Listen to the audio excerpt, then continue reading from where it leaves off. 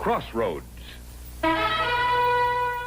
Each Crossroads story is based on the actual experiences of American clergymen, pastor, priest, or rabbi, the men who give inspiration and guidance to people at the crossroads of life.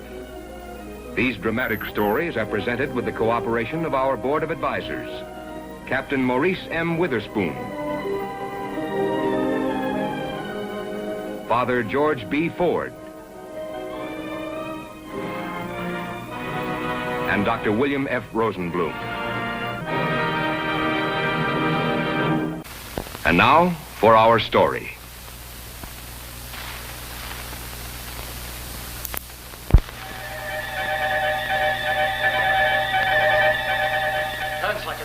Quiet in the studio, everyone. 5, 4, 3, 2, 1. Dave, we're on the air. Good evening, listeners. This is your newscaster, Dave Selden, reporting.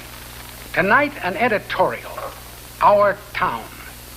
We should all be mighty proud to know that this week we hit the national headlines. 3 top magazines featured the name of our town, only they called it the City of Corruption, the Modern Babylon, Crime Paradise. And they're right. Our Chamber of Commerce tells the world that we boast of 32,000 souls, finest parks and playgrounds, last word in modern schools, churches of all denominations. But that's only a half-truth. It's a storybook picture, and it's a phony. Go down the street, sniff a little, turn the corner, and hold your nose for the garbage. Lift off almost any roof, and you'll find the sordid truth. Filth and corruption, moral and political. Gambling, numbers, narcotics. Name it, you can find it. This is our town. 32,000 souls and the highest crime rate in the state. When will the people have had their belly full? You think I'm exaggerating? Well, take a walk. Take a walk tonight. 4 a.m. if you like. The joints never close. Try any one of a dozen dives. Try the Golden Shoe over at Fulton and Maine. The Golden Shoe. Try that on for size. The point is 9. The point is 9. Coming out the main row. A 5 and a 20. The point is still 9. Next row coming. Next row coming out. And the man made his point for the fourth straight match. And the main row. Yeah. A fever and a praise. And the point is still 9. Look. My husband, the big shot. Baby's out there freezing in a broken down car while he gambles our money away. Here's the picture I was telling you about. Good kid. And the man made his point for the fourth straight pass. 5 passes. $80 rolling, but let me ask him for one thing for the baby, and look what he gives me. And he's coming out. And the point. He give it to me for our anniversary. All right, he's rolling. Here we go. And he's through an 8. Hold it. Back again. I'll be right back. Get your bets down. Next roll is coming up. All right. And he rolls a 9. 9's the point. All right, get your bets down before the next roll. How's about my $20, George? Would you go on home and take that kid with you? Get your bets down before the next roll. Get your bets down before the next roll. George, Huh? $20 of that is mine, you promised. You get lost, hit the road before you change my luck. All right, Come on. get your bets down. Who's playing the field? Right here. Yeah. And natural. I'm going to get out of here. No, she shot him. Well, I'm going out of here. All right, quiet, everybody. Take it easy out,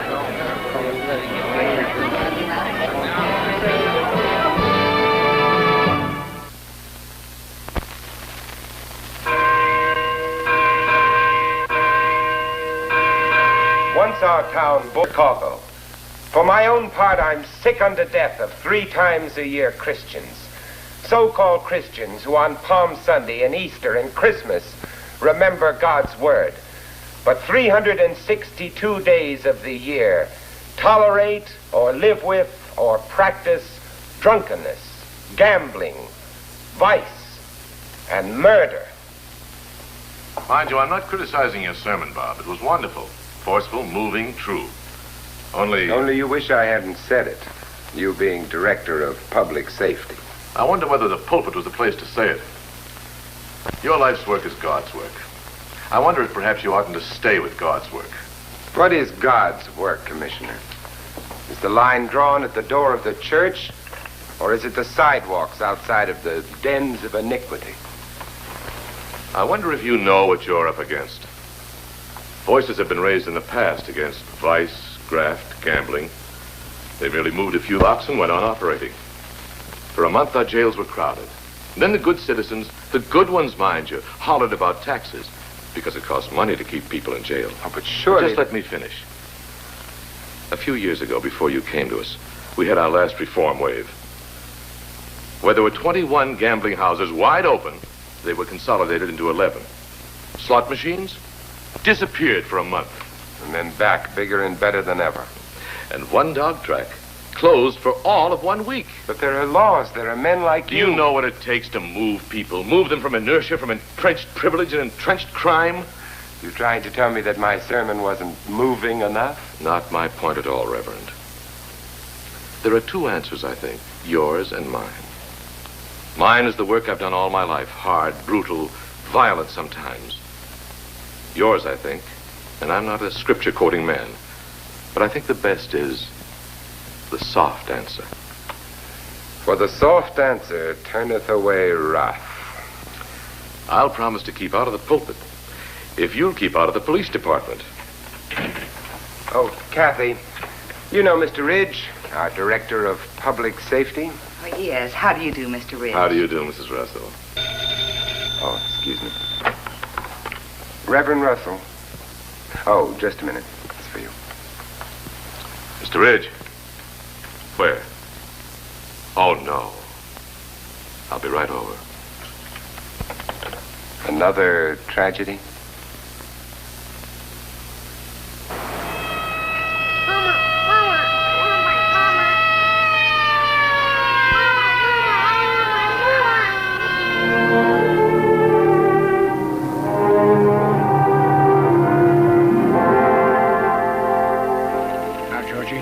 I want you to tell me in your own words about Herbie finding your mother lying in the street and about the men running away. My mother said she was going to the store, and could she have some money? So I gave her my pay, except for $2. So all she had was about $9. Well, when she didn't come back in an hour, I knew something was wrong. Who actually told you, George? My kid brother, Herbie.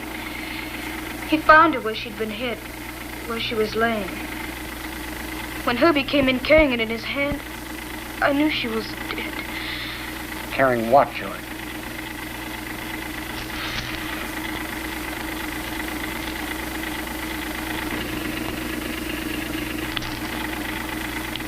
She bought that for the baby, huh? Yes, sir. I guess she bought it for the baby. How many of you are there? 6. Marion and me and Herbie, we're the only ones who know.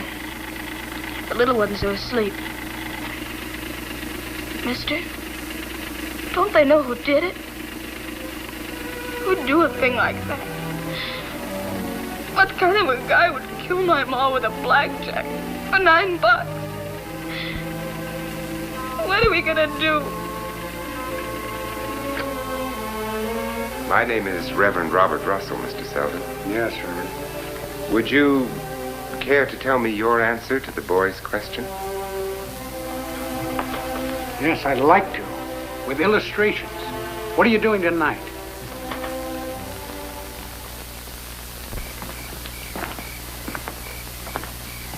You know what they say about this city? I can imagine. No. They say every night is Saturday night, and every Saturday night is New Year's Eve. Won't you come in for a while? Maybe we can work out a solution to this problem. Oh, thank you, no. You see, you're young, you're an idealist, and in a sense, you're new to this world that I've been showing you. So I don't expect it. You know, I took another minister for a tour of our fair city. What happened to him? He was transferred to North Dakota. Why? No, I guess it was because he wasn't paid to to stir up a big noise. Some people are, like me. And some people, I hope this doesn't hit you too hard, Reverend, but some people are paid to mouth platitudes. Well, I'll see you. Wait. You're a man of the world. One voice raised against evil, mine or anybody else's. Is that good? Yes. Well, what if a dozen voices were raised? A score of voices, hundreds of voices, speaking the same truth at the same time in the house of God? I don't know. But that other minister, the one who ended up in North Dakota, he left here by request. Good night.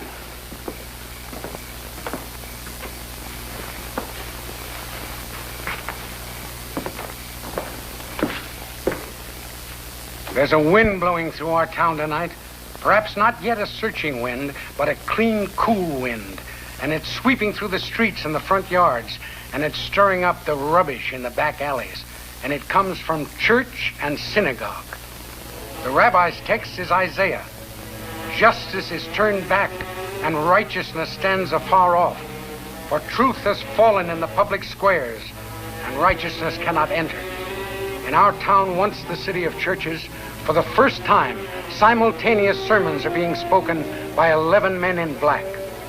And they're saying, as with one voice, that those in public office who dishonor their oaths, dishonor their city. And they're telling their congregations that what these corrupt politicians fear most is what they're witnessing today, this Sunday, an aroused public. We must go to the roots, and that, my friends, is vested interest. There are those who grow fat and sleek off evil. For the shutters do not hide shame. They cover investment.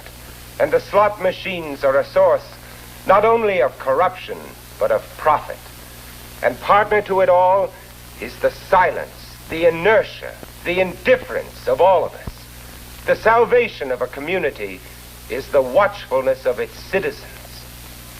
And I think it might be said, good friends, that a campaign is underway, an extermination campaign, rat extermination.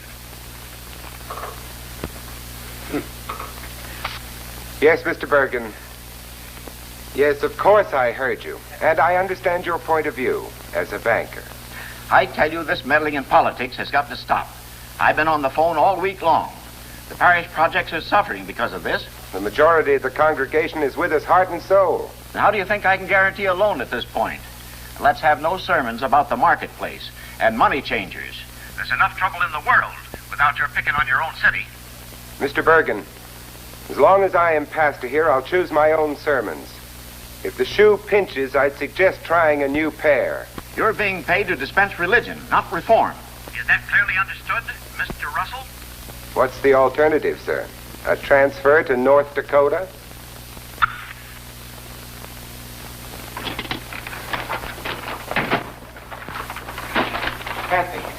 Kathy, what is it? Oh, Bob, it was horrible, unspeakable. What happened? What happened? Those men, they followed me. They came up to me in the street. Oh, they'd been following me for days. I didn't want to worry you. I didn't want to tell you. Oh.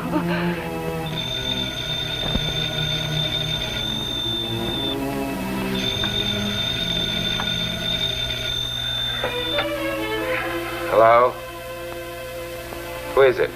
If you Bible busters know what's good for you and your families, you'll lay off while you still can. Who is this?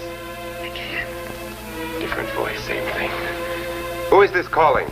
Or are you afraid to tell me your name? You're the one who better be afraid. Ask Selden. You're next. Selden. Ask Selden, he said. I wonder if anything could have happened to Dave Selden. I tell you, they ran this car right off the road, officer. I saw the whole thing. We were coming in the opposite direction, and just as we rounded the curve, a big black car deliberately forced this car over the embankment. They nearly ran us down trying to get away. I wish you wouldn't go out, Bob. It's almost 4 o'clock. But I've got to find out about Selden. They just brought him into the hospital. That man on the phone, he said you were next. Don't you worry. They've done their good deed for the day. I'll be back for breakfast.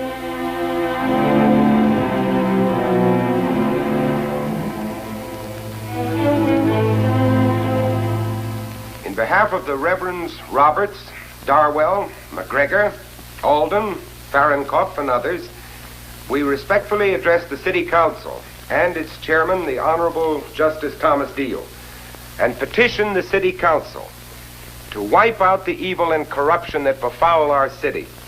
It is evident that the Director of Public Safety and the Chief of Police are either unable or afraid to correct this evil. We propose, therefore, that we, the undersigned, be appointed special policemen. We will act as an independent vice squad and bring to book the gamblers, the hoodlums, and the vice operators. We declare that we would be unwilling, however, to serve under any of the present so-called enforcement officials of our city. Instead, we ask to serve directly under the Honorable Thomas Deal, chairman of our City Council, and be empowered to recruit World War II veterans of honesty and integrity to serve with us. Well, they tell me you had quite a turnout at the Legion. Yeah.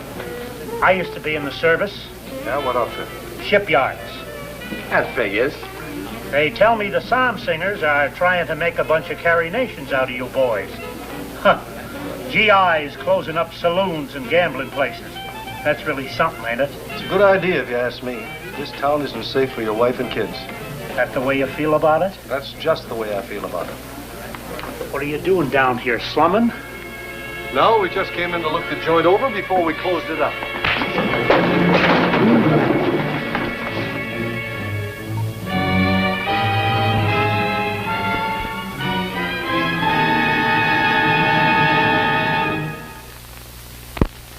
Today, the new grand jury is attempting to learn the real owners of properties used for unlawful enterprises. An official of the License Bureau is now on the stand. In order to close the establishment in question, we had to serve a summons on the owners. Now, you realize that, sir. Proceed, please. Yes, sir. Well, we carried a title search in order to find the owner. It was part of the estate of Mrs. I.J. Trenton. Mrs. Trenton is in England. The lawyers there never wrote back about it, so we weren't even able to get the owner served. And we couldn't serve subpoenas. You see our hands were tied, sir. What about the other properties in question? We weren't able to locate the proper owners in a single case. It was really trying, sir. Next witness. Do you wish to say something, Reverend Russell? Yes, Your Honor. Your Honor, the witness must be sworn. Mr. Ridge, I have already sworn my life to the truth, and what I have to say takes only 2 words. 2 terrible words, openly violating the Lord's commandment. False witness. Orderly procedure, Your Honor. Mr. Ridge, the procedure in the special investigation of the grand jury is flexible. I want to hear the Reverend Russell. Your Honor, this jury is chosen by honest men. But this jury itself is corrupt because corruption has reached into the highest places. It has touched my own friends. I speak their names. Mr. Bergen, Commissioner Matt Ridge, and the members of the City Council who sit in the front row of our jury box, judging, if you please, their own corruption. This witness. Where does he work? City Hall. What does he earn? A modest salary. Where is his home? On the hill. A mansion. Who makes up the difference? Where does it come from? Whose blood is on the money? Your Honor, we have been doing some investigating too, and I tell you... I must protest. If you have more to say, Reverend Russell, say it. I say only one thing, sir. If we truly mean to clean our city, let us begin in this room. Your Honor, Your Honor. Mr. Ridge. I think it's about time we had our say.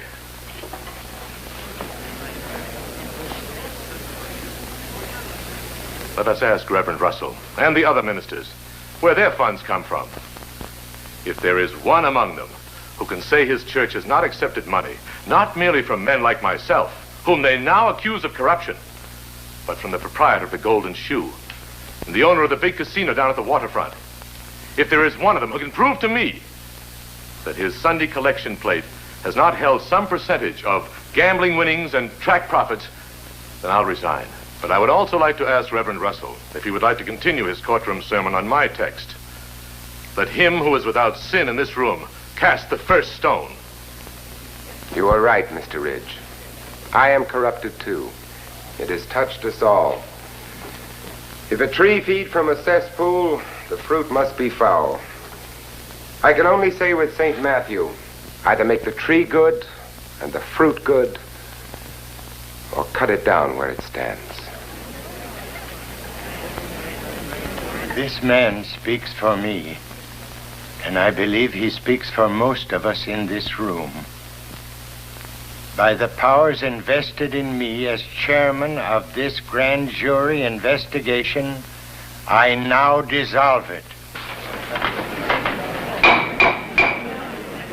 I hereby order a new grand jury to be chosen and appoint as its foreman the Reverend Robert Russell.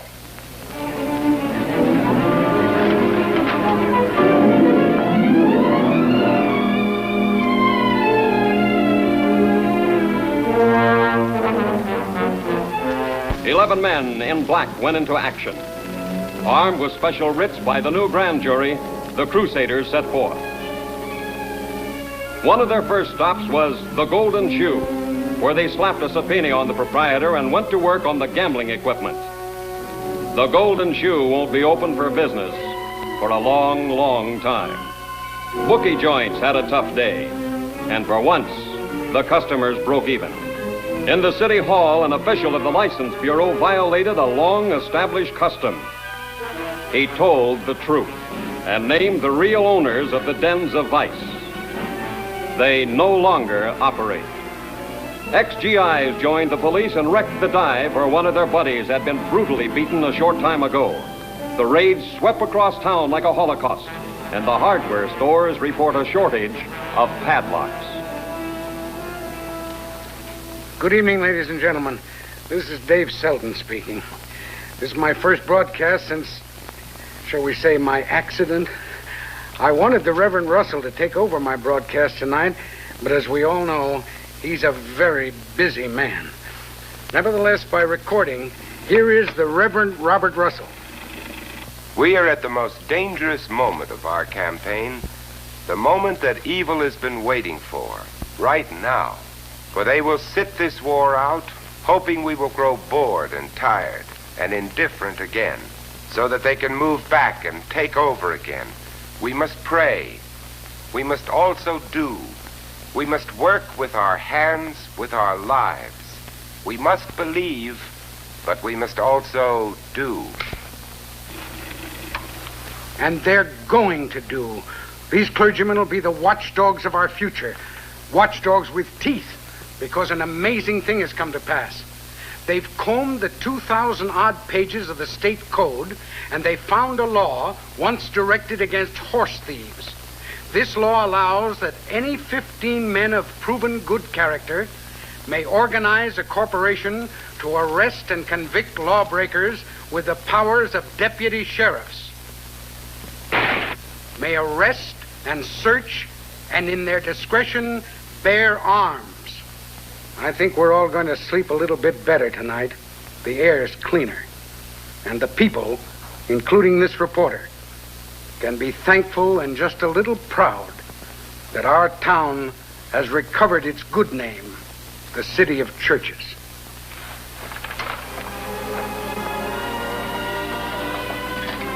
Bear arms. You, Bob. Well, why not? My great-grandfather, the Reverend Phineas Russell of San Francisco, fought with the vigilantes. However, let us pray God that I may never have to use it. You know, it's a lovely evening. It's been so long since we just went for a walk. Get your hat and coat, darling. We're going for a walk without fear.